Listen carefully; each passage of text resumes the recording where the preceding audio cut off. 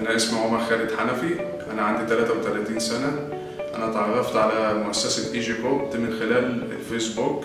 أنا تواصلت مع المؤسسة وجيت وعملت مقابلة واتقابلت في المقابلة. اتدربت في مركز معتمد من خلال المؤسسة، اتدرب على لحام الأرجل. التدريب كان فيه نظري وعمل. التدريب أفادني جدا إن أنا أتأهل لسوق العمل وإن أنا أجد فرصة عمل بخارج مصر. أنصح الشباب إن هم يجوا يقدموا في مؤسسة ايجي كوب لو حابب تتدرب على صنعة معينة، وهم هيساعدوك. شكرا ايجي كوب.